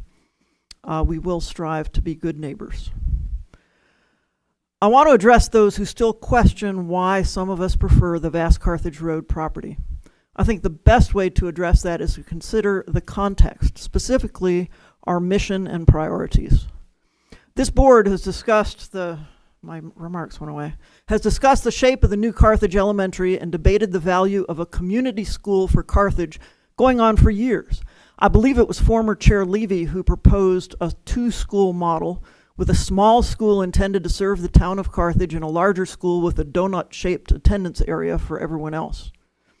Discussions of the 2 smaller school model persisted into my tenure on this board, but ultimately we decided efficiency was a higher priority than was giving Carthage a small community school. There's a reason efficiency is so important to Moore County schools. Moore County is one of the most desirable, I told you I was going to get into context. Moore County is one of the most desirable places to live in the state and must have an excellent school system that contributes to its desirability. And Moore County Schools delivers. Out of 115 districts in the state, our schools outrank 108 of them in grade level proficiency, or GLP. But that's not all. We recognize that this metric, GLP, represents a small part of what we must provide our students for them to compete and thrive in the adult world. We also teach them the durable skills in demand throughout the workplaces of today, as well as in universities and the military. We provide career training in CTE and enrichment through a wide array of sports and extracurricular activities, and we do it well. In the past year, our schools have earned national recognitions in ROTC, in sports, in arts, and in CTE. Again, there are 115 districts in the state. 108 of them are better funded than we are. We are 109th out of 115 districts in funding. We accomplish remarkable achievements practically on a shoestring. To deliver the remarkable opportunities we do to our students, we must hold every decision involving money up against our priorities. Does it support our central mission, or does it siphon resources from our central mission? There are a lot of things that would be nice, but which fail this test. The 2-school model was an appealing image, but we ultimately recognized it would siphon resources. Recently, the Carthage commissioners rejoined the conversation, urging us to build within town limits. We had been working with their written acknowledgement that a new school could be near, but not within town limits of Carthage. We have engaged with the Carthage commissioners seriously, treating the request as urgent, and thoroughly examined all of the properties they brought to our attention, applying criteria of safety, functionality, and accountability to the county that we serve. The only property under consideration that meets our obligations to the county we serve is the property we have purchased on Vast Carthage Road. We cannot give up the ability to accommodate enrollment growth in the eastern part of the county, as the Needmore Road property would require. And we must have a buildable site with safe road access, which McNeil, the water plant, and the property behind Pete's are not. And we cannot give up our timeline. We must prepare everything in time to get Carthage Elementary on the ballot. Remember that the reason Carthage Elementary is at the top of our prioritized list is that its urgent maintenance and repair needs threaten to become very expensive. Time is money in general, but in this case, a 2-year delay could amount to a lot of money. Maintaining our mission requires that we move ahead and means using the most suitable property found in a diligent and exhaustive search, and that's the Vast Carthage Road property that we already own. Thank you. Thank you, ma'am. Mr. Johnson or Ms. Davis, did you want to make comments? All right. I did write some things down. I doubt I'll read from it, but I have notes. And I apologize if I go over the 10 minutes because I put a lot of thought into this process. Oh, great. Sounds good to me. I'll figure out where to cut me off. All right. All right, so I have put a lot of thought into this. I think it is important to note the past context of the previous schools that we built about 7 years ago when we're thinking about this current situation. During the process of those previous schools being built, loudly and repeatedly stated that the district overspent on these schools, that they were gold-plated schools, and that we essentially were wasting a lot of taxpayer money in the building of those schools. It's important that the public understands that one of the main priorities that we have as a board when building this school is to save taxpayer money. That was from the outset. It involved the search, it involves the design of the school, the template design of the school. The construction committee did, I think, a great job of keeping that focus intact. And we remain committed to that as a board. I feel like we did a lot of due diligence on these sites that we went to look around. I want to thank David, Ken, Robin, Shannon. I believe all 4 of you were able to walk the properties. Didn't walk them, okay. Well, I drove them. Okay, don't drive in them. But I drove to the mall. I know Amy did as well. And we did a lot of due diligence. I looked them up on GIS. I was at home. Oh, that's right. You're indeed incapacitated. You're cutting into my time, and he's counting on me. So. So I just want to thank them. We did a lot of due diligence on this. I want to thank Mr. Belinello engaging on this. In consideration of the 3 sites, I just want to say this. The Needmore site, the 3 sites that were brought forward to us last week, to me, this was the weakest of the 3 that was brought, simply because of the location and also the way it was described as kind of a quote that the developer would carve out 30 acres in the middle of that site, which to me immediately tells you the story of what would happen to the surrounding land, and that would be immediate development, and that's something that I did not feel comfortable with on that particular site.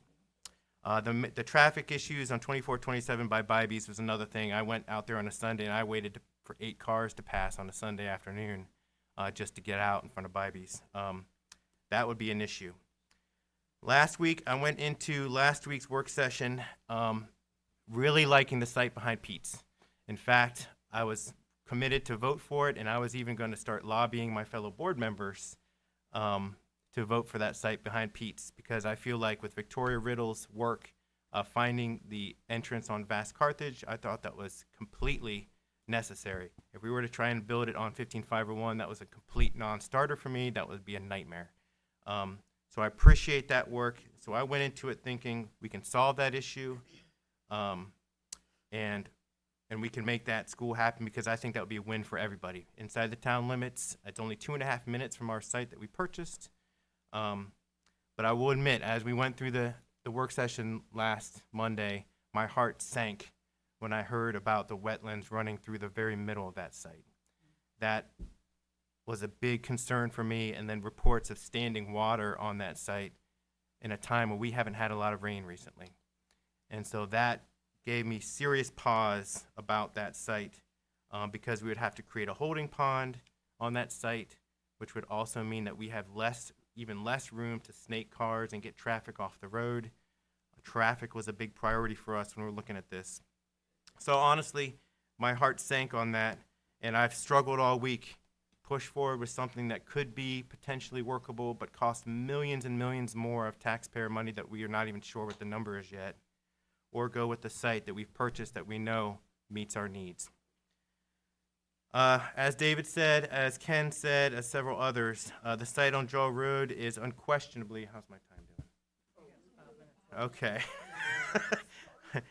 Thank you. Unquestionably, I feel that the site is the best site to build on. I think we're all in pretty fair agreement on that as far as the site itself.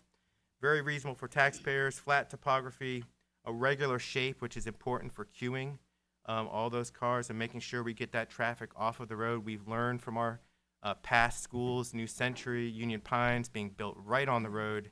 That is something we do not want to do. I agreed with Commissioner Von Cannon when he was with us. VAS is growing, and this site does a good job of helping us manage that growth as a county. The concerns addressed by the neighbors, completely understand them, and I feel like we have addressed them as well as we can. Keeping a buffer of trees around the party, queuing the traffic off the road. I also liked Commissioner Cook's suggestion about keeping Vass Carthage, since it is a 2-lane, building those turn lanes onto Vass Carthage so that it can remain a 2-lane road as much as possible. I want to speak a little bit on growth. So there's sort of an assumption that growth happens if you place a school there, and I'm not positive of that. I'm not positive that growth happens when you place a school in the country. And the reason I'm not positive about that is because we have a very good example right up the road at Sandhills Farm Life. Sandhills Farm Life has been there for 50 to 70 years. If you get a chance to go out to the Farm Life School, just drive around it a bit, you will see the same beautiful farmland surrounding Farm Life that has been there for many years. If the growth were to happen, it would have to be rezoned, and that would be something that would be a logistical piece that the landowners would have to participate with. And in this county, in Moore County, at this time, I don't know that that would be a possibility to even have it rezoned to be developed. And so I'm not convinced that there's going to be growth on that spot. My hope is if we do move forward with Carthage Elementary there, that we embrace that rural tradition and we embrace the farms around it. Similar to Farm Life, they make that a part of their school culture. They're proud of that, and I would be proud of that as a school to send my kids to a country school where the roosters show up at the same time as the kids, which that does happen at Farm Life if you go to visit there. Oh my goodness, is that me? Okay, 3 minutes, all right, I should be good then. I do think we as a board have some lessons that we should learn from this process, because I do believe that the process was not as done as well as it should or could be, and especially with the high school coming up, I feel like we need to do a better job with the process. The calculus has changed in Moore County as far as growth and building. We have to recognize that anywhere you build anything in this county, we need to be proactive about sharing those places, sharing the site options well ahead of time so we can get feedback early from people and from municipalities of what the effects are of building in that area. My first apartment was teaching, when I taught at Vass, was on Tanglewood, at Tanglewood Apartments on Morganton Road in 1998. The change in Moore County has been significant over those years. And so we have to make that a part of our planning process and continue to request regular meetings for the Board of Commissioners to apprise them of progress, get feedback so we can readjust as needed. I believe that this board has done a good job of taking the feedback of folks, searching things out, getting together, having public discussion on these things, and doing that in collaboration with all parties. If you think it's hard for Carthage Elementary, try 80 acres for a high school in Moore County. And if we don't get that right, we're not going to ever get that school built. So I know there will be folks upset about this decision, about which way it goes. It's my sincere hope that we as a board and citizens across Moore County can rally behind this site. If that's what the board decides to do, whatever this board decides to do, is to rally behind that site and make this new school happen, because our Carthage kids and our parents and our families deserve to have a new building out there. and I believe I'm within my time, and Yep, you made it. You got a minute left. I don't even need it unless Okay. I've got. Although I do want to say one more thing. Sorry, since I've got a minute. I feel like the criticisms of the process fall on us as a board. And so, for example, when we had that meeting where folks came out and expressed their opinions, any one of us at that meeting could have said, I make a motion to table the purchase of this site until we hear more. No one on this board did that. And whether we didn't think to do that or whether we just didn't come into our minds, but we could have done that at that meeting, and we could have stalled the purchase of that site. The staff were working under our direction whenever we told them to purchase that site. So that's a failing of this board not following that process when we had it in our heads. So now my minute's up. Thank you. All right, thank you, sir. Ms. Davis, did you want to say anything? All right, I'm going to skip my first round. So we're at second round. Mr. Hensley, do you want to say anything? Yeah, 7 first minutes. thing I want to, gosh, I never thought I'd hear Pauline quote Trent Reznor from 9 Inch Nails when she talked of biting the hand that feeds you, but that was just a passing thought. Bite the hand, right? 9 Inch Nails. A couple things. One, so Steve's talked about rural school. I hope that becomes part of their ethos. My guess is the people at Cranes Creek thought that until the previous school board bust half of Southern Pines up to that rural country school up at Cranes Creek. The land use plan states that development follows schools. We didn't say that. The board didn't say that. The land use plan states that development follows schools. The high density housing around a school is exactly what we want, and it's exactly what the land use plan envisions, the 15-minute city, and it's exactly what the need more property represents. And here's the problem that my colleagues have, is they're looking at what is now. And I conceded that if you looked at what is now, then the existing site is the best. But I also said that if we had serious negotiations, that the Neatmore site with the right negotiations and contractual, it actually, other than the cascading thing, which all of a sudden we kind of got this Cameron thing, maybe there's another thing that we don't know about. The Neatmore site offers a 15-minute city. Ken, it's 170 acres, just that one site. You bet. We want townhomes, we want apartments, we want people walking to that because it'll all be within the Carthage city limits. That's exactly what we want. That's what these people want. That's what the land use plan wants. That's what the county commissioners want. We have to look at the future. Ms. Purvis talked about building a 100-year school, but we're rushing into this, and oh my gosh, we got to make a decision today when we don't have to make a decision today.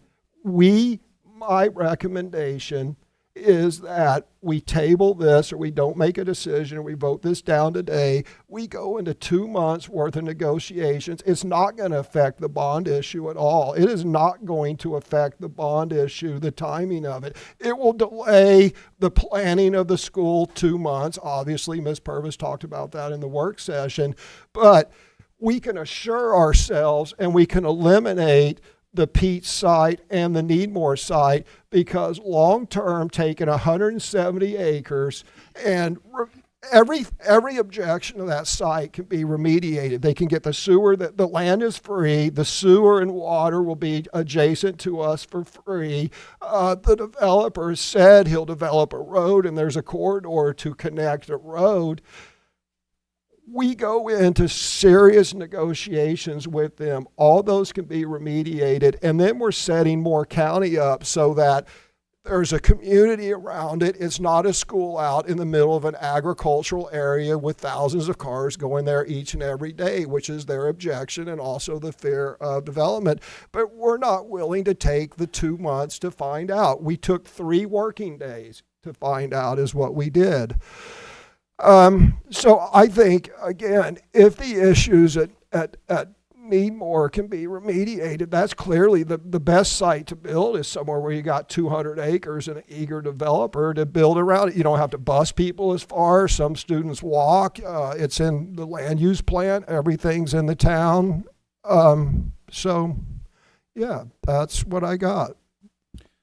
is we do not have to make the, do we have to make the decision? Why do we have to make the decision? It has nothing to do with the bond issue, right? It's the timeline of the construction. Making the decision tonight would allow us to move forward with site planning, which would allow us to get a clearer idea of the price. Correct, but they just need an order of magnitude in January. They don't need a final price until way further in the process. They're gonna have to have that final price prior to March and wanted a preliminary in January is what I understood. There's based certain on details that. the local government commission requires, I think, to get it on the bond, as I understand it. I just want to offer one point of clarification about Cameron. Cameron's core capacity goes out to 400, but it's not built out to its core capacity. So that's why the modules are there. So if you did not, if the board decided to reassign students to Cameron, you'd have to build out to the core. Question was, so what's the capacity? 300 Right now, I think without it's trailers? is 300, and we might have 210 already there, something like that from my memory. Yeah, so 90 students or so. I just want to offer that point of clarification. I don't know. It was just, to Yeah. mention. I don't think, in all honesty, we can evaluate that, but I don't think 90 is going to get us the number that we need. Remember when ITRI did our study, we would be at 89% capacity, and that was for all of Area 1. So we'd still need, above that 90 somewhere. And that is on the master facility prioritized list for the board that they endorse to modernize and expand Cameron to align with core capacity. Yes. Yep. Okay, Ms. Bruno? Oh. No, you got a minute, 30 look, this is all, this is why I advocated from day one of this board as we sit down with the county commissioners and say, look, we have a $450 million worth of unfunded stuff. Here's the correct timeline to do it. Here's the dependencies. Here's how it's all interrelated. Let's fund it. And if I were negotiating and I was sitting at the table, I would say $400 million, whatever. What we want is we want cash for Carthage Elementary. We do a bond issue for the new high school, and then we do cash for the remodeling of the existing high schools. We cut that cost about 40% because we can. It was a previous board in Gold Plate. They would put a dome over Pinecrest. The part of the plan is to enclose the quad area. So you can just cut that estimate 40%, right? But you sit down, just like you sit down with the Carthage commissioners, you sit down, you say, Town of Carthage, here's what we need, come up with a plan and do it. And then they come back and they can either do it or, same thing with the county. We need to sit down with the county and come up with a 10-year plan and say, here's what we want. And then within 2 months, 3 months, we'd have it all worked out. But for some reason, those discussions never happen and we never end up with a plan. Okay, Ms. Bruno, it's your second round. Yeah, I wanted to comment on the money part of it, because right now the taxpayers of Moore County are paying on 2 bonds. So now you're going to bring up another bond for Carthage, and then shortly after that, another bond for a high school. That's 4 bonds. These kids who are going to school today are going to be paying. They're the ones who are going to be paying the bonds off. Anyway, I have a question. Yes, ma'am. Have calculations been done on the country water for the necessary flow to put out a fire? You mean the county water? It would be county water that we're yeah. Have calculations been done on that water to put out a fire, that you would have the necessary flow through there? I'd have to ask. When I ask about the necessary pipe size and the necessary flow to hook up to the school, it was there. And I would assume, but I don't want to tell you, I would assume that when they say yes, it is there to hook up to a school, it would include that. Okay. However, I know your concern after Carthage had the flow issues with the fire this weekend. I understand that concern. I would have to check into that. All right. Thank you. You're welcome. All right, you good, Ms. Bruno? Mm-hmm. Mr. Benway, did you have a second round? Are you okay? I'm okay. All right. Anyone else? Second round? Ms. Davis? All right. Okay, Dr. Dahl. I just want to note the land use plan has been mentioned. We would not be going forward with something that was not in keeping with the land use plan. The land use plan specifically and explicitly allows schools to be built in RA, does not allow high-density housing to be built in RA. But I just wanted to repeat that point because people are still stating that it's contrary to the land use plan, and it is not. All right, thank you very much. In conclusion, just my comments on my second round. This work has been going on for years. It was the previous board when we joined the board last December, a year ago this week. We met with our Board of Commissioners in January of 2025. We are not rushing into this. This is the best decision for Moore County schools. I want to say that I appreciate the time and the effort of our staff. You've put many, many hours into this work. Thank you to our Carthage commissioners for bringing ideas to us and other parcels. We have looked at everything in great detail. We've spent our own time on this as well. I appreciate the comments from everybody. Thank you, Mr. Johnson, and everyone, Mr. Benway, Ms. Bruno, Dr. Dahl, Mr. Hensley. This is the best decision for our taxpayers. We've done our due diligence, and bottom line, it's the best decision for our students. So at this time, we're ready to make a vote. So do we have, with this motion to endorse the purchase site of Vast Carthage Road as the final selected site for the future new Carthage Elementary, allowing staff to move forward with site development and the gathering of the additional information needed to place the construction of the new school on the November 2026 general obligation bond. All in favor say aye. Aye. Any opposed? Okay, motion passes 5-2. Thank you very much. We are now at item C about our superintendent search. Mr. Schwartz has done some due diligence to provide some consulting groups to help us with this decision. I would like for us to schedule a meeting for next week. We're looking at about 2 hours of time for our selected groups that he's worked with, to gather the information from them for either in-person or virtual presentations. So I don't know what that day will be, but I'll ask Cindy to contact board members to find out of your availability. So are there any comments? Do we need a motion, Mr. Schwartz, to schedule this meeting? 8 hours notice to schedule the meeting, and you can announce that once you figure out what works with people's schedules. Okay. So just be looking for an email from Cindy about your availability. Okay? All right, so thank you very much. Mr. Schwartz is going to send us some information by email so you can look at it ahead of time. I will note the email might come from someone else. Ms. Okay. Parker's out of town. Yes. But I'll facilitate that as the board secretary and get some possible times and dates up. Okay, thank you very much. And we're ready for you, Mr. Dr. Locklear, Superintendent's report. Nothing else to share tonight. Thank you. I thought we were doing I thought that Mr. Schwartz had some sort of presentation. No, it's not a presentation tonight. It's to schedule a meeting for next week to review those superintendent search groups. All right, thank you very much. We're at board comments. Any volunteers? Well, I'll go. Okay.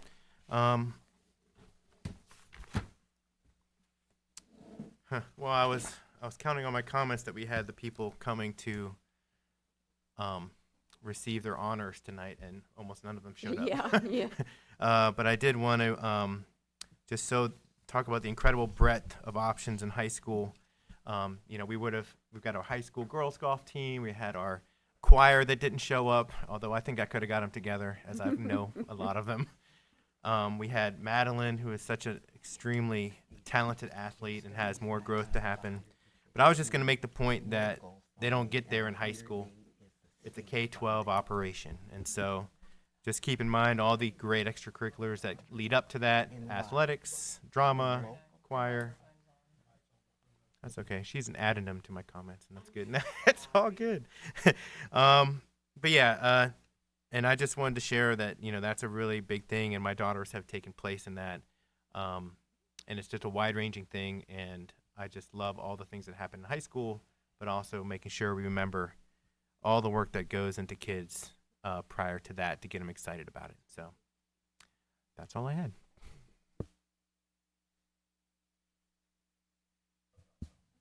I was just doing some math here. You were talking about scheduling a meeting for next week. By the way, I hope we can do that virtually. I'll be out of town, but that's just an aside. So I just did some adding up, and we're supposed to be an oversight board. And in the month of September, this school board, between school board meetings, work sessions, and committee meetings, we had 6 meetings out of 20 work days, and then in October, we had 5 meetings out of 20 work days, roughly 20 work days. And in November, we had 6 meetings out of 20 work days. That means that between 1/4 and 1/3 of the days, this school board has meetings that take up the superintendent's time, because I have never been to a committee meeting or a school board meeting where Dr. Locklear wasn't there. And here's part of the problem with the school board. We have too many meetings.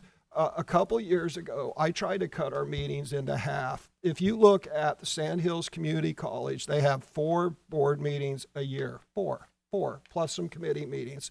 The state law requires school boards to have 4 meetings. 4 meetings is what the state law requires.